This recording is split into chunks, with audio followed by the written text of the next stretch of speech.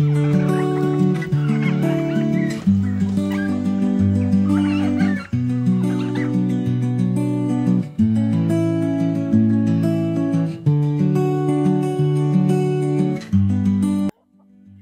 check, it's 9:40 na ng umaga at kakatapos na natin magpatuka ng mga manok at dito na yung ating mga alagang tupa. Yan, nasa labas na sila, maging itong ating mga alagang kambing ay nasa labas na rin. I mean, hindi man mismo labas, lumabas na ng kanilang kulungan, yung kanilang pinakakulungan. Kaya papalabasin na natin ito dito sa labas para sila ay makapangain ng mga damo. Yung ating isang upgraded na kambing na nanganak. Yan. So ito yung kanyang anak, isang bakling. Yan, sa mga nakapalo sa ating YouTube channel, alam niyo na nanganak na itong ating mga kambing dito. Ano, hindi pa ito sumususo. Hindi pa natin nabibigyan ng gatas. Nakakaliti. Ito nga pala yung ating isang kambing na ginagatas natin. Halos lahat naman ng kambing natin dito na bago anak is ginagatas natin. Pero ito yung isa sa pinakamalakas uminom ng gatas. Nakakaliti. Nakakaliti oh. Akala niya gatas eh, pero daliri ko lang yun oh.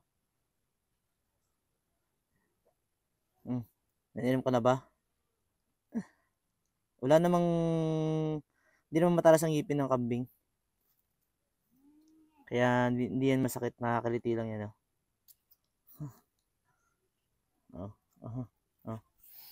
So yan, lumabas na yung ating mga kambing. Pumunta na dito sa mainnet natin. Kaya papalabasin muna natin. Kasi naman yung ating napaka-cute na tupa. May anak din tayo ng tupa, babae. Kalimitan na nagiging anak ng ating mga tupa dito ay isang piraso lang. Hindi sila nagdadalawa. Napaka-cute na no. Lapitan natin. Puting-puti. Ganyan ang resulta o ganyan ang itsura ng kambing, ng tupa kapag bagong anak. Puting-puti talaga sila. Tapos after ilang buwan, ay nagiging ganyan na. Parang putik. Hindi tayo nakakapag dito eh. Hindi tayo nakakapag putol na kanilang balahibo. Ito naman yung ating kambing na si Hingi.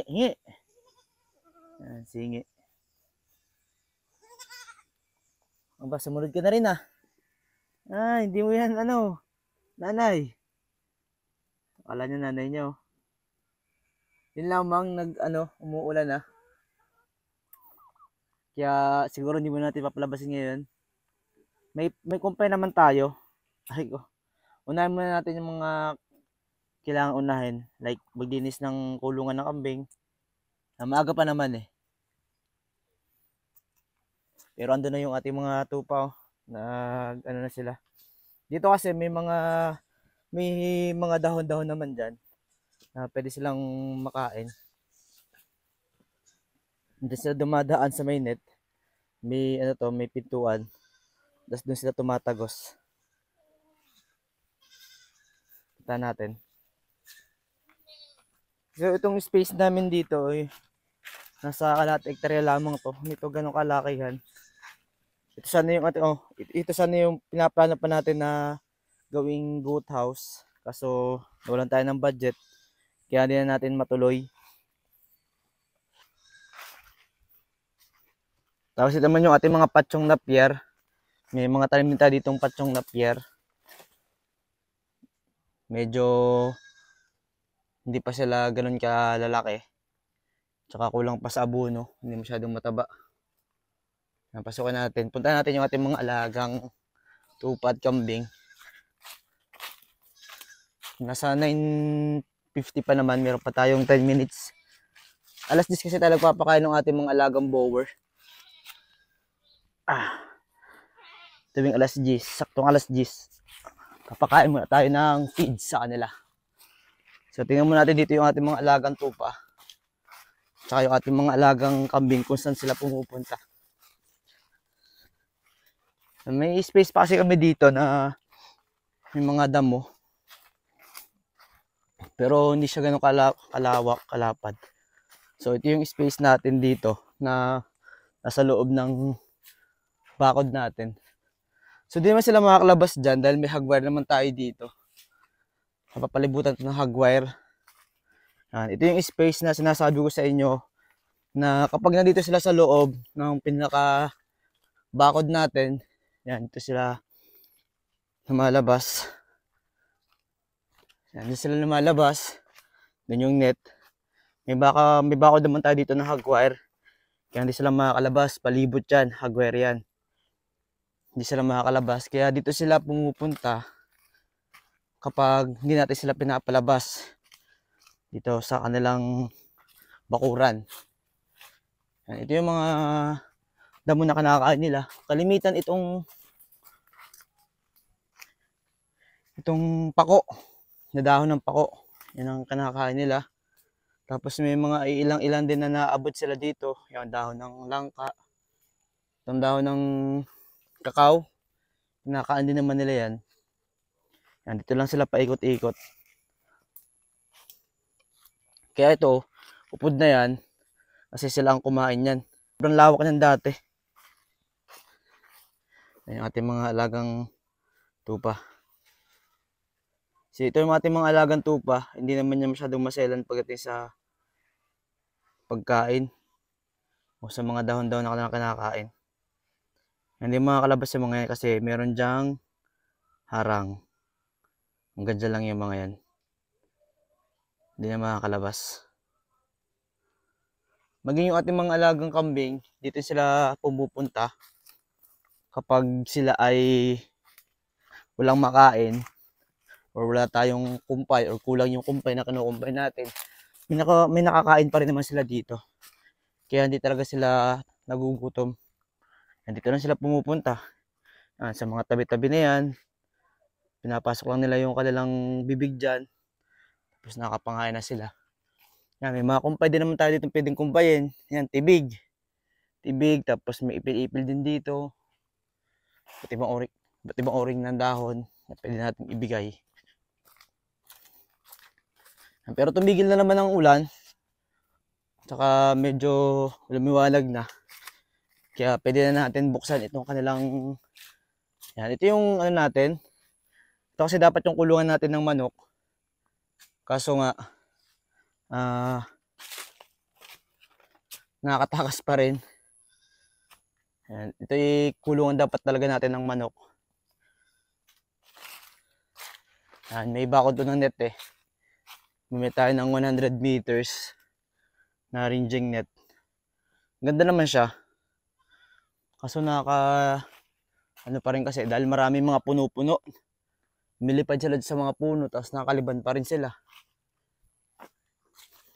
Kaya pinalabas na rin natin sila. Tsaka para makapangain din ng mga damo-damo. Kasi pag dito, nung nandito sila, at ano to, nahawan talaga to. Walang halos mga damo dyan. Walang makain sila. Kaya minabuti natin na palabasin na lang sila. At ito yung ating pinakapintuan. Kaya dito sila pumapasok. Tapos ito na yung pinaka bahay ng ating mga alagang kambing na native at saka yung ating mga alagang tupa. Tapos dito naman yung ating mga alagang bower na kambing. So check na rin natin at linisin na rin natin yung kanilang pakainan. Tamayan natin. So yan ang kumpay nila. Kagabi, nilagay tayo ng kumpay. So ito ay napier. Dahil na napier. Tataktak lang natin. Kasi tuwing umaga, nagbibigay tayo ng feeds. Kaya lalagyan natin ng feeds yan. Linisin natin. Tatanggalin natin yung mga kumpay nila kagabi na hindi naubos. Dito rin. Tanggalin din natin yan. Ito wala. Tuyo na to eh.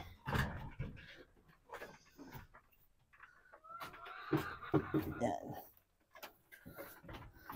Ito yung kumpay nila kagabi. ay napier. Alas kaunti lang nang natira. Kuha natin yan. Para malagyan natin na ito ng feeds mamaya.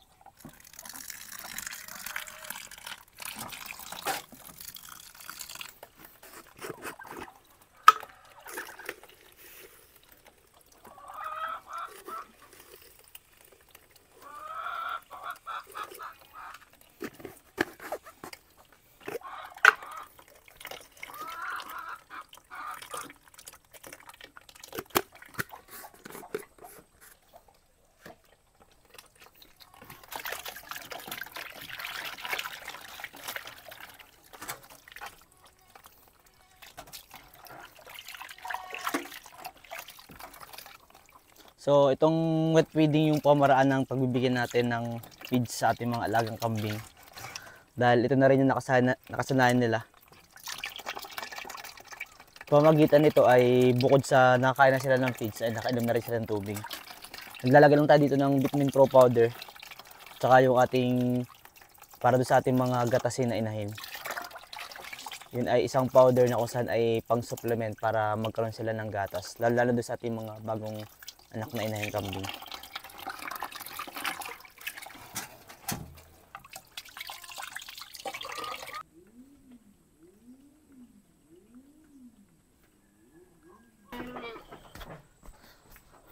Me. Huy. Ngi. At ito sa taas. Me. Me.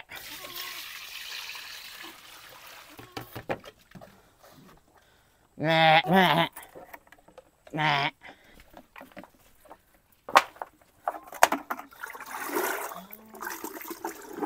Me. Me. Me.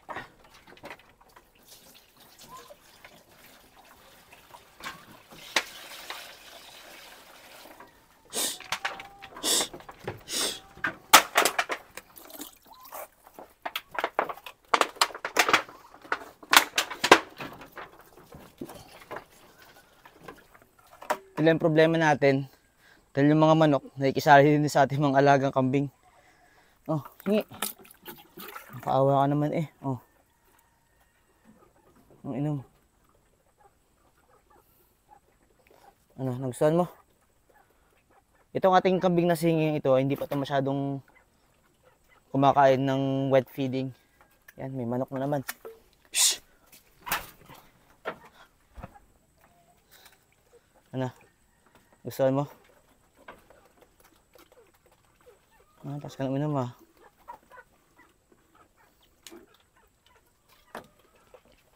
Mahingi.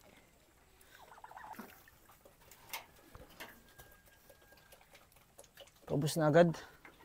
Lakas mo ah.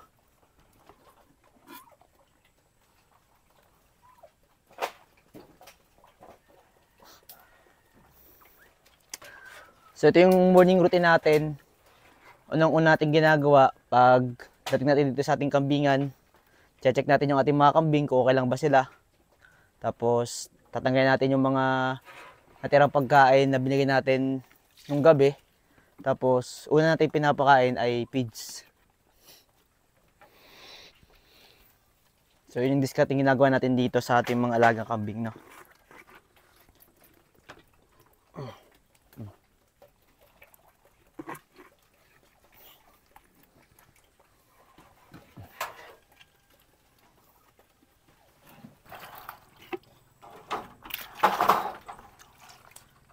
Kaya yan, at maraming salamat sa inyong muling pagsama dito sa ating vlog.